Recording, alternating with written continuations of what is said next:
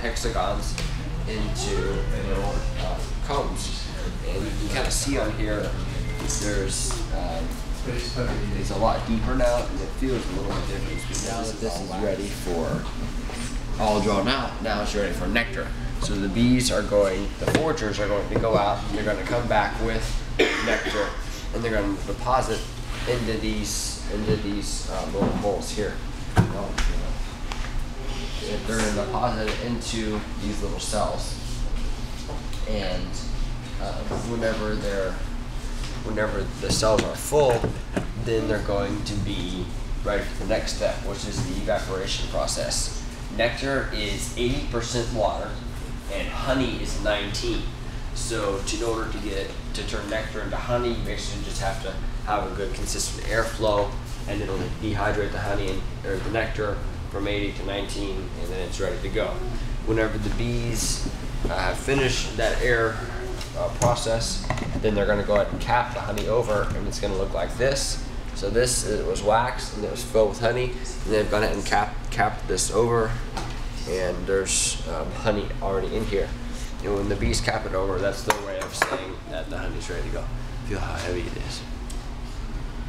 Hold the whole thing. That's very heavy. This is. So the topic here was, this is my capping tank. You have a hot knife, and you plug this into the wall, you don't stab anybody with it. And you take it from the top, and what you're going to be wanting to do is to take off that wax coating off the top of it, and so you just run along with this, it'll melt the wax, and you can cut it off, spin it around to the other side, and then the honey's going to be exposed inside these cells, and you'll take it, you'll put it inside of the extractor, and then you'll spin the extractor around here. Actually spin it this way.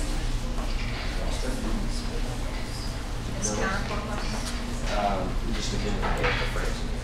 And when you have it spinning, the centrifugal force of it turning around will force the honey outside of the individual cells onto the wall of the extractor, and it'll all flow down the side of it into the front. You open your little honey gate there, strain it, put it into another bucket, strain it again, and then from that bucket you can open it up and you can put it right into your honey bears. And it's ready to eat. So if you do this as a hobby, like people that will have, how do they do it? With an extractor? They do. Well, these extractors are not that expensive. This whole setup is probably like $400, $500. But the Williamson County Beekeepers, we have a club, and the club has the extractor you can borrow for free. Oh, really? Yes, ma'am. So what you do with all the wax that you cut off, like remember I was doing this, I was cutting off that top layer of it. What you do with that wax is you let all the honey drain out of it, and then you melt it all together, and you end up with like a wax block like this. And this is used for many purposes. Yeah, it's kind of like soap. Medicinal purposes, you use it for candles, and it's really used for a lot of things. They even used it for whenever they sent the space shuttles into orbit. They used wax on the outside as part of the protection from the whatever's out there, I guess. It's just part of the side of the spacecraft. So, I'm trying to think if anything I missed. Does anybody have any questions? Can they hold the full? Is the extractor? Y'all come close, make sure you can see as far as short in the front and tall in the back. Well, I've been beekeeping for about 6 years, and the honeybee's most important job is pollination. Pollination is really good because it helps different plants to produce fruits and vegetables. We're going to talk about how that works. When a honeybee visits a flower, as Mr. Doggett talked about, her body is covered in hairs. And do y'all know when you're folding laundry, maybe the socks kind of stick together by static electricity? Okay. Well, the honeybee's hairs have static electricity, and so the pollen actually jumps onto the honeybee's body when she lands on it, on the flower. So then the honeybee can comb her hair with, she's got combs in her feet, so she'll brush all that pollen into her pollen basket. This is kind of what that looks like. and she packs that pollen in really tight. So it's just thousands of pollen grains. Well, when some of the pollen from that flower is transferred to another flower of the same type of plant, it's going to allow that plant to produce the seeds and different fruits and vegetables that we like to eat. How many of you like apples? Apples? What about watermelon? That's good. Okay, what about pumpkins, butter, and other dairy products? Alfalfa is just one example of a crop pollinated by honeybees that impacts a lot of our other food resources down the line. Overall, in the United States, there's about over 90 different crops pollinated by honeybees, and about 1/3 of our total food resources. You can think about that, like if we didn't have honeybees, we would lose about 1 out of every 3 bites of food you eat, or an entire meal a day. Let's see. We talked about apples being pollinated by honeybees, and there's actually a really easy way to tell if your apple has been pollinated properly. You can look at the bottom, and there should be 5 little bumps, 1 for each of the 5 seeds that's developing inside your apple. If the apple is lopsided in any way, then it hasn't been pollinated all the way that it needed to develop. Another easy thing to tell is cucumbers. You can see how this cucumber is very even in color, and it's very symmetrical. It's the same width all the way down. Well, if the cucumber isn't pollinated properly, then it won't be quite as even in color, and it's going to get smaller as it gets shorter on the end and even curl over a little bit. So those are just some of our different things pollinated by honeybees. Now, pollen looks different depending on the type of plant it comes from. You can see that here. And this red pollen actually comes from bluebonnets. Some of the local plants that y'all have that honeybees visit to collect pollen include things like goldenrod. Y'all see this in the fall. You also get the sweet clover, and we're going to talk a little bit about clover honey in a minute. That's excellent. Sunflowers, which are also a food crop because we eat sunflower seeds. And this is broomweed, another excellent source for the bees. Now, the honeybees, especially this time of year, are collecting pollen. They'll feed that pollen to brood. They mix it with a little bit of honey, and that's what especially the worker and the drone larvae eat to develop. So the honeybees can carry about 5 times their own weight in pollen or nectar. And these guys are bringing pollen back. When they've done that, they can pack it into cells and eat it. Now, if the beekeeper wants to collect that pollen, we can put a special screen trap at the entrance of the hive.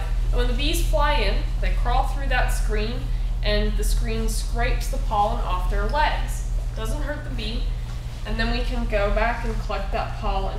We'll only leave that trap on there for no more than about 2 days because the honeybees do need that pollen as a food source. I want to pass this around so y'all can see the pollen. Each of those pellets is thousands of pollen grains that have been packed together. When you start looking at pollen under a microscope, you can see that these are several different plants, and each plant's pollen looks different.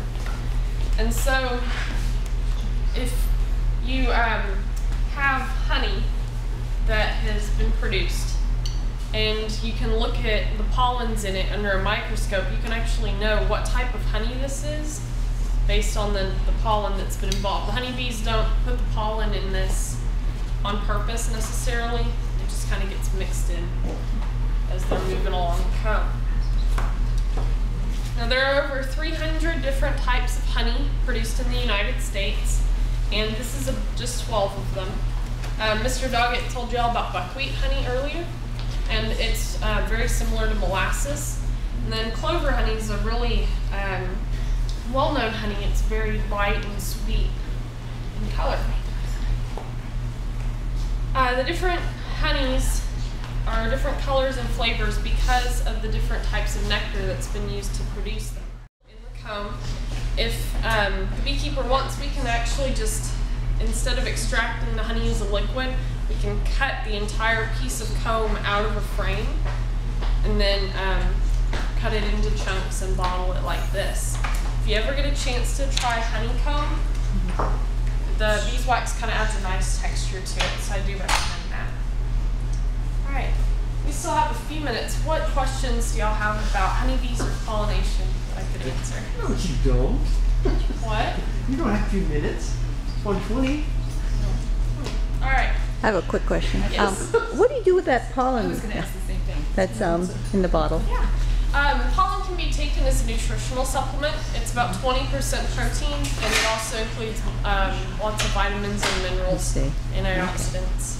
Some people also believe that it'll help boost your immune system and reduce your allergies Really? to local pollens. So they just take a spoonful or swallow or yeah? If you're going to start taking pollen, I recommend you start out with 1 or 2 little pelts a day because you don't know how you're going to react to it, and then you can slowly build up to about a tablespoon. And you can, just eat it by yourself. It kind of has a nutty flavor. This last little seam here, and carefully mash it down. And if it doesn't want to stick, see, this one doesn't want to stick, did it? Okay, if you take a hair dryer and just carefully go up and down once or twice to make it a little bit soft, and then press it down again, that time it should stop, should stay. But I haven't done it with a hair dryer, and it's being very stubborn. It doesn't want to stay. You try to stick it, push it down,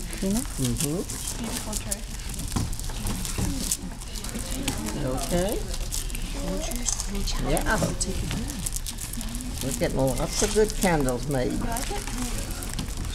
And beeswax slightly like that, because as they put nectar in there, it's so liquid, so thin, that it would come out if it were straight. So they have a little bit of a slant, and then the other bees will fan it until they get it to the right liquidity.